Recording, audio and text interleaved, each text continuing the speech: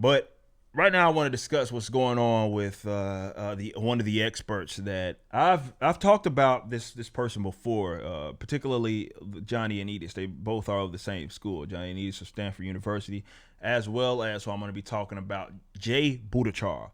And Jay Bhattacharya is, we've seen interviews, we've watched those on stream before. And he's a doctor, and he'd been very skeptical of this idea of lockdowns and stuff early on as well. And what he said, as we're going to be reading this article, what he says is that COVID-19 lockdowns are the biggest public health mistake we've ever made. The harm is catastrophic. Now, make no mistake, that is a hard-hitting thing to say, and he's not necessarily incorrect. But I also want to mention is that there are people, including his colleagues like Johnny and Edis, who were saying that early on. And they were saying that this has the potential to be one of the biggest evidence. This is back in like March, April. So this has the potential to be one of the biggest like evidence fiascos ever.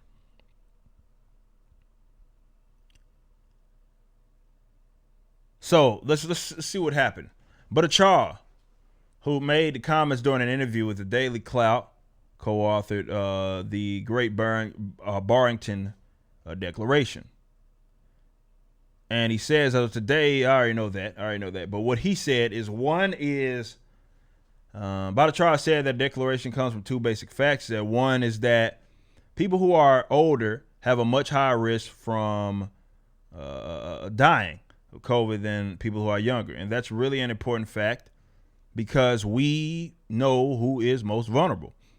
It's people who are older. So the plank of the Great Barrington Declaration, let's protect the vulnerable, Bhattacharya said.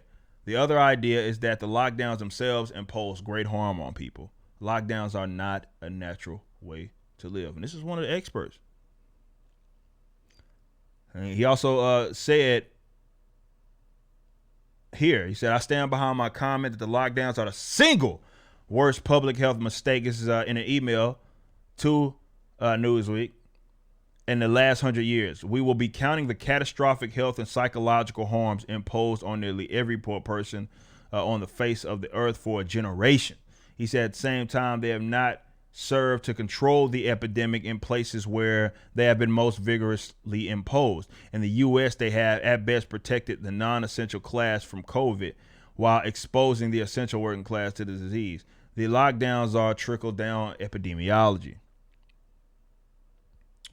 So what he was saying in the interview is basically echoing the fact that, and again, this isn't something new. Jay didn't just not come out and say that. He had been talking about that. You can read some of, looking at some of his interviews early on. I believe Jay Bhattacharya, if I'm not mistaken, was part of one of the original studies that were done on the antibody studies with Johnny and Edis, talking about how this is simply not as deadly as what they initially thought. And there are a lot of people that have the antibodies for this that a lot of them were not sick because they didn't get sick. So for us to be treating this virus as if it is apocalyptic, it has a trickle down impact, which is what he's referring to, that nobody dared to question that was seemingly in government. Even the WHO had to at some point. I mean, it was like 6 months after the fact that we realized these were failures. They had to concede that lockdowns were a terrible thing to do to try to mitigate the virus. Should not be the first thing that you're doing. Anyway, but see, when you're dealing with idiots, and especially people that don't have any economic sense, you see, the thing that makes Jay, I guess, unique because he does have an economic background, and a lot of epidemiologists don't. But he understands the science in more ways than one. But, you know, if you talk to a lot of doctors, including the ones, especially the ones that work for government, they don't look at things from an economic sense. So they can't even answer that question. A lot of these questions, remember, like with flatten the curve back when that was a thing, that was not necessarily a pure medical question. It was an economic question, because the original point of flatten the curve had absolutely nothing to do with trying to prevent each and every person from getting the virus. No, it was, the idea was that they were always going to get it. Whoever was going to get it was going to get it. It was that you didn't want to exhaust your hospital resources. That is an economic question, not necessarily a medical one.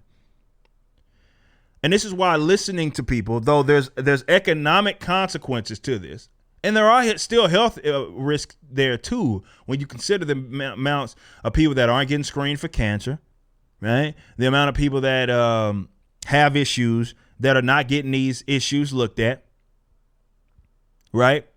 Like I talked to my doctor. My own doctor was talking about this, because he generally sees older patients, and a lot of those weren't coming in to make sure that they getting checked up. And, you have a compound issue that may not manifest itself immediately, but it will show itself later. Never mind the whole psychological issues that, we know were depression, suicide, and those rates being up in a lot of areas because of this, where you basically told people they can't operate or live their life in the capacity that they were before. And it ruined a lot of people's lives, psychologically. And it sucks that those idiots who sit here and advocate lockdowns will never, ever take responsibility for that. Though they expect, if you are anti-lockdown, or you're not like pro-mask in the sense that you think people should be forced, if that's not your position, they want you to take credit for every single death that has ever existed. Every single death.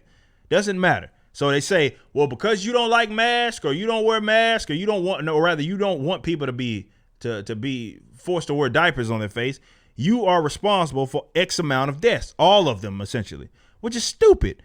But they will never take credit for the economic harm that they've caused. People have lost their businesses, which in effect lost their livelihoods. They will never take credit for that.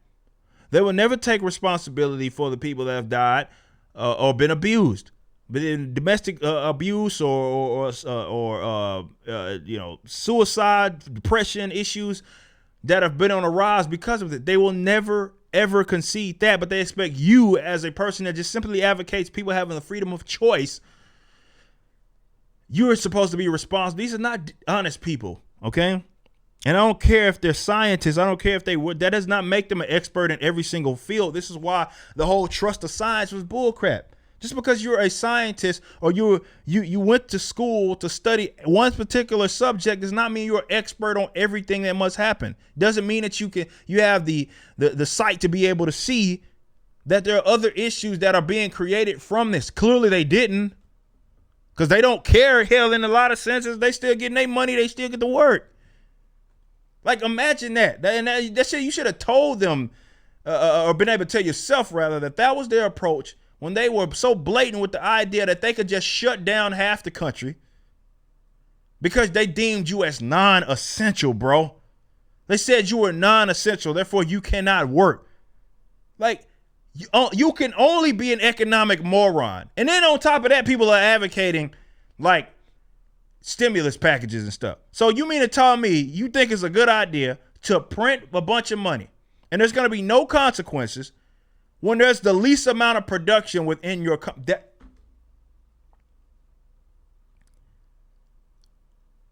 they don't have any sense.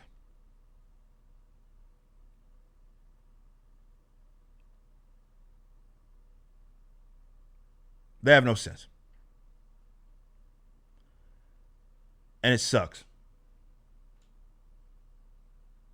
Because a lot of people are not getting on the other side of this with their jobs, with their psychological health, and with their business. And we're going to be dealing with this for a very long time. But let them tell it.